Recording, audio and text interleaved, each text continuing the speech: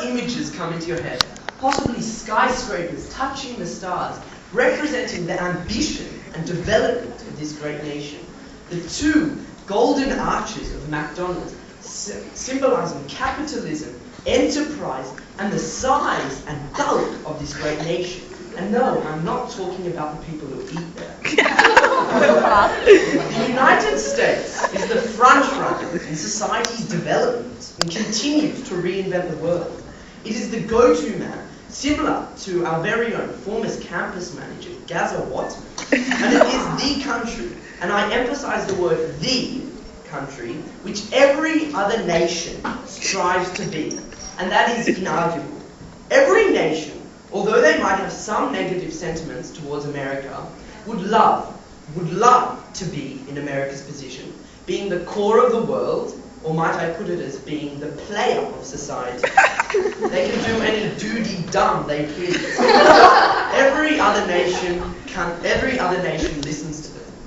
If every person represented a country, so Papa's Russia, Daniel's Hungary, I definitely would love to be United States. So I could be able to pick up any country, or in this metaphor, any chick I please. But I think I'm getting a bit off topic. So what I'm trying to conjure up in your head is an image of a country which really is the most important, advanced, and vital to the world.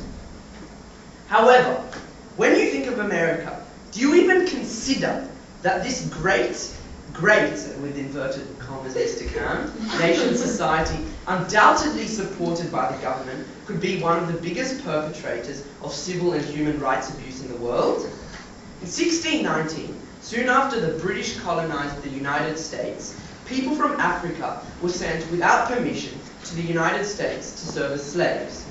They were denied of any basic human rights and whipped and beaten for not working hard enough. They worked long hours, many dying of exhaustion and suffered malnutrition. But after 241 years of suffering, the black population was finally freed from their torture. But still, they were looked down upon by not only the general population, but by the government. Only a few years later, there was the extremist far-right group called the Ku Klux Klan formed, whose ideology was based upon white supremacy and racism. Clearly, American society did not have any real worries about the group and they in fact supported them. Former US President Woodrow Wilson was a prime example of this. He said, I quote, "The white men were roused by a mere instinct of self-preservation," unquote, and he went on to say, "until at last there had sprung into existence a great Ku Klux Klan, a veritable empire of the South, to protect the Southern Country Care Society." Unquote. Society and the government of the United States looked down upon the black population. But quite amazingly, in 1924, there were 5 million Americans who were members of the group. So imagine a quarter of Australia was completely against the Aboriginal population at the time. The amazing thing about this crime was that the government, which is designed and put in place to create a fair and just system, to be honest, could not even give a damn. They really did not care apart from the select few. I'll just skip that card because I think I'm running out of time. Okay, so still, an invisible barrier remains, stood between these two racial groups, and I believe only one single step can be taken to break down those barriers, and for America to move forward. This step is the American election of 2008. This election could possibly change the landscape of society and the world, and could possibly bring temporary peace to a country which I believe is at war with itself, at war with its opinions, at war with its beliefs, and truly at war with its morals and ethics.